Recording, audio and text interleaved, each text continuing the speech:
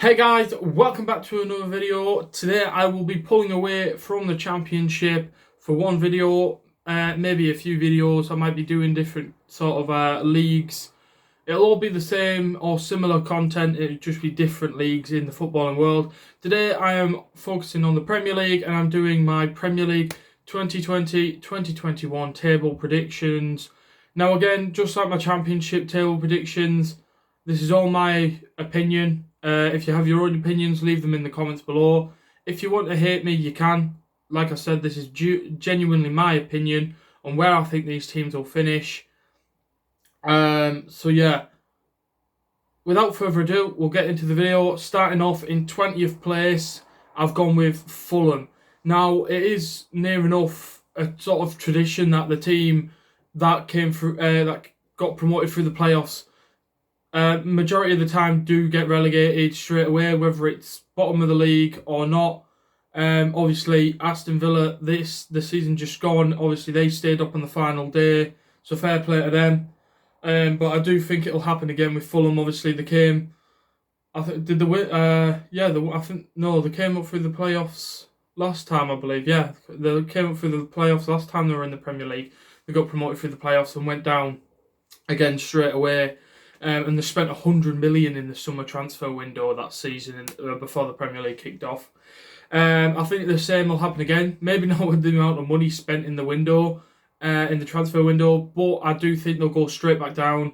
I just don't think they have what it takes to cut it in the Premier League.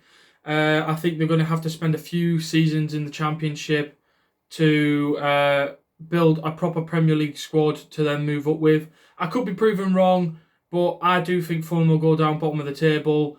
I don't think they'll go down like Norwich did. Like they had no chance of staying up heading into like the final quarter of the season. I do feel like it'll go down to the final few games of the season. But yeah, I do think they will go down. So sorry, Fulham fans, but I do think you're going down bottom in 20th. In 19th, I've got West Bromwich Albion. Again, another team that got promoted this season from the Championship, coming up second place, just behind Leeds. I just don't think West Brom have what it takes to be in the Premier League after their relegation a few years ago.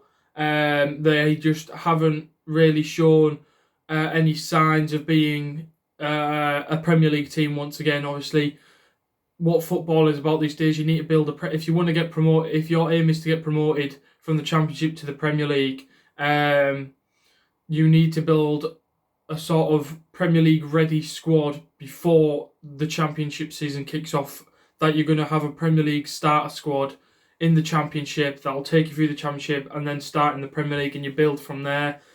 I just don't think West Brom will cut it. Towards the end of the season, when the football restarted after everything that went on, I don't think West Brom, they were very, very poor, West Brom, after the restart, dropping a few points. They had a chance to go top of the table and they failed on that one. They failed on that side of things. So yeah, I just don't think West Brom are going to be able to cut it in the Premier League again, and I think they will come straight back down. I'm not saying that they won't go back up again after that, but I do think they'll go straight back down after this season, depending on what they do in the summer transfer window to try and maintain Premier League status. In 18th place, I've got Crystal Palace. Now, they've just recently signed Eberechi Eze from QPR, very, very good playmaker. Yet to see what he's like in the Premier League, but I'm pretty sure he'll be able to do a job there. But the problem is, if they do lose Wilfried Zaha, which has been going around, which is a massive speculation that's been going around for ages, I do think Crystal Palace will go down. I don't think they'll be able to hold on to Premier League status for much longer if Wilfried Zaha goes. It's a tough league, the Premier League, as everyone knows. In my opinion, best league in the world. A lot of people would agree with me on that statement. But Crystal Palace, just ever since the restart of football last season, I think they lost every single game in that final. That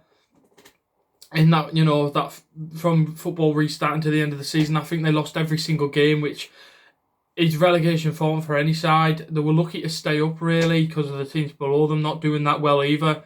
But Crystal Palace really do need to rather keep hold of Wilfred Zaha, or if he is to leave, bring in someone that can replace him. Obviously, Eberechi Eze is a playmaker like Zaha, in my opinion. But the question is, will he be able to cut it in the Premier League? We don't know. So unless they keep hold of Wilfred Zaha or bring in someone else to play alongside Eze, like that plays the same style as Zaha, then I do think Crystal Palace will go back. I do think Crystal Palace will go down. In 17th, I've got Aston Villa. I've got them surviving relegation once again. I do think that they're going to improve their squad over the summer transfer window and just build up their squad a little bit. They're obviously going to try and aim for mid-table this time after surviving, but I don't know if they'll be able to push that high with the teams that are in the Premier League and the teams that have joined, or the team that has joined. The teams that have joined, are going to be fighting for places with them. I do think Aston Villa will go down, will just survive by the skin of their teeth. 16th, I hate to say this, being a Middlesbrough fan, I've got Leeds United. Now, they could be higher, because when I made these predictions on the paper that I'm reading them off, this was before they made, two big signings in Rodrigo from Valencia and this German geezer that they got. I don't know his name, Koch, I think is how you say it. It's like Kosh or whatever, I'm not really sure. But two massive signings there, especially Rodrigo, a very, very good proven striker. He did it again. He did well against Chelsea in the Champions League. He's a proven goal scorer, and I think that's a fantastic signing for Leeds United. But the joke still goes around that Bielsa will still start Patrick Bamford over him. But I do think Leeds United will be a comfortable survival team this season. Whether they'll push higher with these signings, I don't know, but I do think they'll survive very comfortably. 15th, I've got West Ham United. Again, another team that hasn't really been doing well over the past few years. A team that should be doing well, that isn't. And it's not upsetting to see, but it's sort of like, weird to see West Ham in that situation. And I do think they'll sit comfortably 15th in the table and survive relatively comfortably. They'll have a little bit of a relegation scare at the halfway point, but they'll push on in that second half of the season and just clear and retain Premier League status. In 14th, I've got Newcastle United. Again, another team that I absolutely despise, being a Middlesbrough fan, but with this takeover not happening, obviously the takeover, they weren't going to bring all these massive players in, like bloody Messi, Mbappe, Neymar, players like that. They were never going to do that in the first season because you need a bigger status. No offence to Newcastle, they need a bigger status to bring them in. I just don't think they would have brought in that calibre of players. They would have brought in a lot of better players than they do have. Joe Linton definitely would have been sacked off straight away. But with it not happening, I do think they're going to be sat just underneath mid-table. But again, another team like West Ham and Leeds, comfortable survival, and they'll just have to bide the time in what happens with the future at the club. 13th, I've got Brighton and Hove Albion. Now, they have made two of brilliant signings for their squad, bolstering their squad massively with the signing of Adam Lallana and Veltman, I think. Is it Veltman? Yeah, I think Veltman from Ajax. And they got Veltman for under $1 million. Now, in my opinion, that's an absolute steal. Obviously, Ajax did brilliantly in the Champions League a couple of years ago, getting to the semi-final against Tottenham. And Veltman, brilliant defender, fantastic signing for Brighton. And same with Adam Lallana, proven Premier League midfielder, proves that he can do it in the Premier League. And that's brilliant. Two brilliant signings there, and I do think Brighton will sit comfortably mid-table. Easy relegation, easy survival. Sorry, not relegation. Easy survival for Brighton, and they won't be threatened by relegation at all. In 12th, I've got Sheffield United. Now, obviously, they had a season to remember in the Premier League in the season just gone. They were the complete underdogs all the way through that season. Even though Sheffield is one of the closer teams to Middlesbrough, obviously on the map in football in terms in the Football League, Sheffield United, it was brilliant to see how well they did if you are a football fan, you enjoyed the run that Sheffield United went on last season. That was brilliant. What Chris Wilder has done at that club is fantastic. Just think they're going to fall short of where they finished last season, and I think they're going to finish 12th. But again, I don't think they'll be threatened with relegation at all. And I think, an easy 12th for them this season. 11th place, got Southampton. Again, another team that could be an underdog like Sheffield United were this season. Southampton obviously got the likes of Danny Ings up front. They've got a few decent players in there. And under Ralph Hasenhüttl, I think they've been brilliant. Just need to push on a little bit more. I think they need a bit more squad depth, so especially with there being a lot of games close together this season, I think they're going to need that squad depth, and I think they need the better calibre of players to rotate. So if Danny Ings has to be rested, they've got another striker there, to help out, whether it is with Che Adams and another striker or Che Adams on his own. They need to push Che Adams to be a little bit better. But I do think Southampton will finish better than what they did this season in 11th. 10th, I've got Burnley.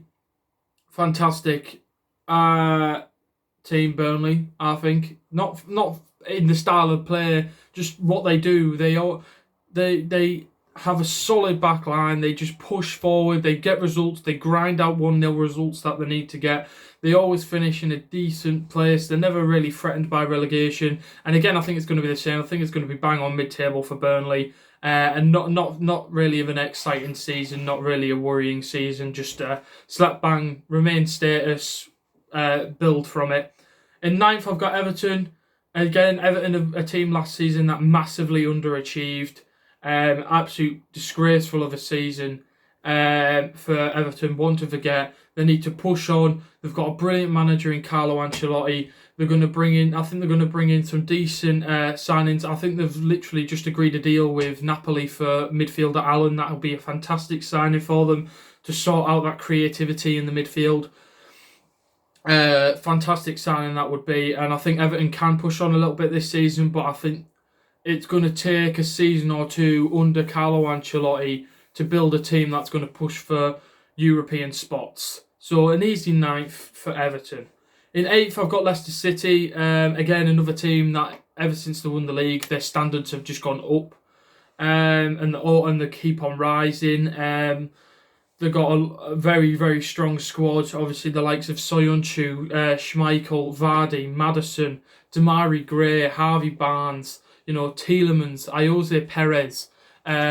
A fantastic group of players that can get them high up into the table. Obviously, bottled Champions League last season, just gone, and finished 5th. Obviously, they're going to be in the Europa League this season. Be interesting to see how they do in that. But yeah, that could affect their position this season. Leicester, they could finish lower than this season, because obviously having the Europa League as well as domestic cup competitions, it can get on top of you if you've not played it constantly, like the likes of Man City, Liverpool, Chelsea, Man United, Arsenal. They play Europa League or Champions League football constant on a regular, so they're used to all the domestic cup competitions and Champions League at the same time. So it's going to be an interesting one to see how Leicester do this season.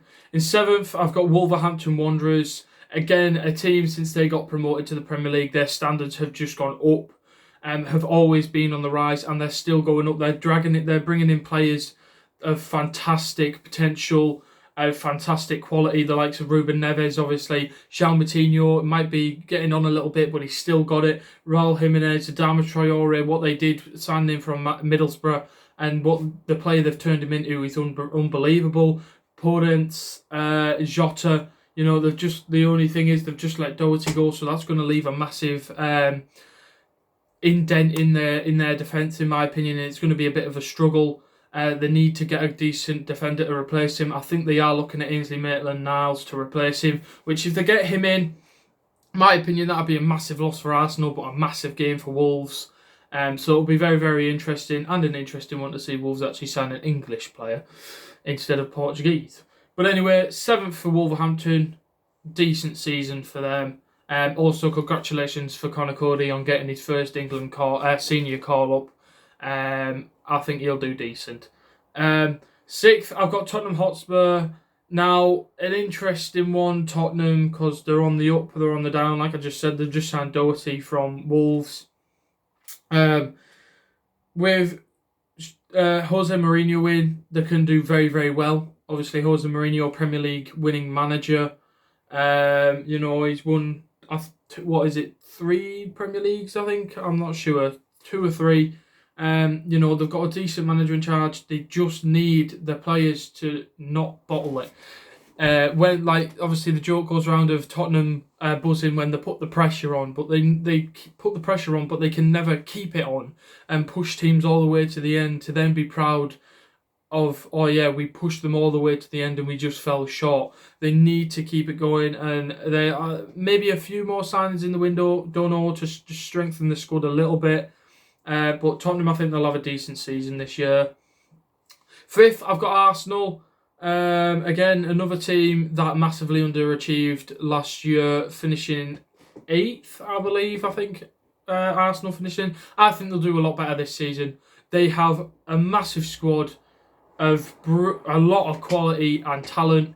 They've got a brilliant manager, in my opinion. Mikel Arteta was the perfect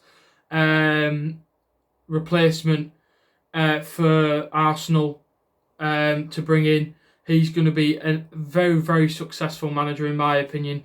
They need to tie down Aubameyang to a new contract very, very quickly, because he is unbelievable. In my opinion, he's the best striker in the league at the minute. But Arsenal do need to push on a little bit. I think they'll just miss out on Champions League.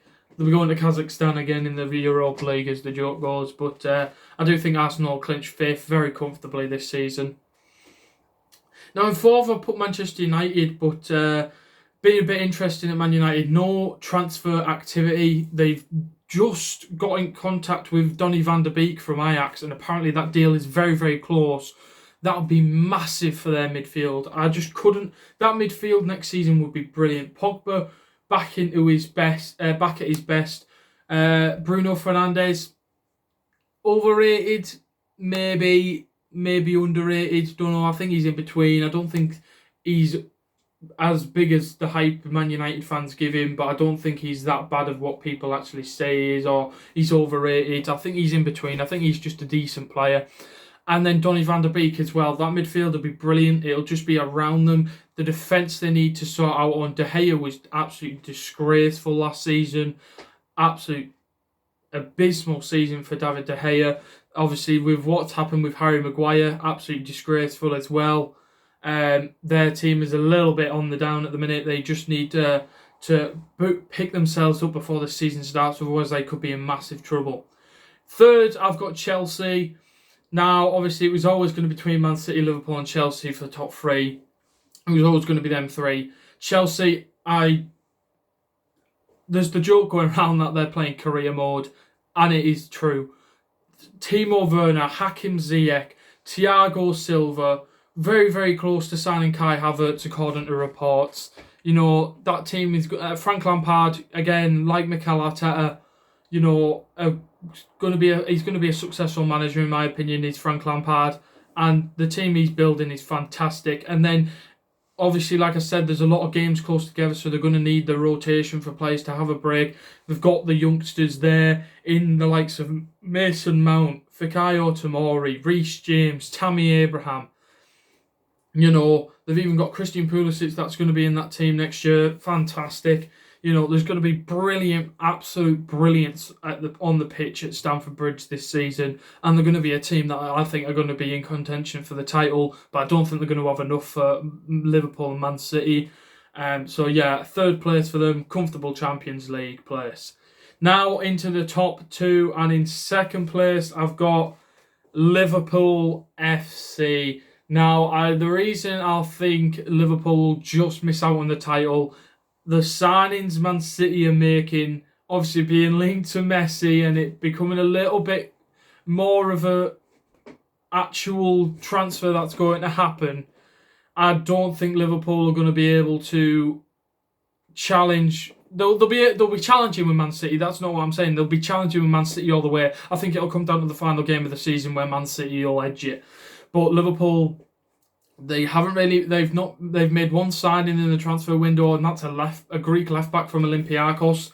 Now, yes, they might need the backup. Obviously, like I've said, the rotation that's going to be needed this season, they're going to need that backup. But it wasn't really a place where they needed to strengthen. So it's going to be an interesting one to see how Liverpool cope this season. And I do think they'll finish second and just be beat out by Man City. And then on to Man City. Obviously, got them in first place. And, oh my God, the team they're going to have next season, they need both. Yes, you can go on about the attackers that they've got. They're going to have Aguero. They're going to have De Bruyne in the midfield. They're going to possibly have Messi, which is edging closer to being an actual transfer now because he's not gone to pre-season with Barca. They've got that Ferran Torres, I think it is, they've just signed.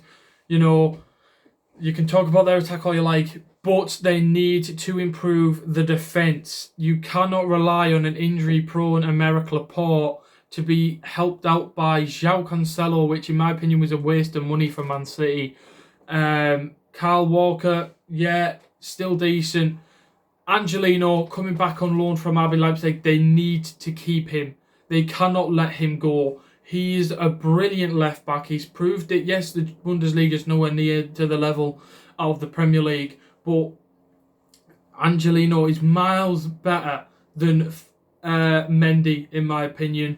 And they need Angelino as that left back next season, in my opinion.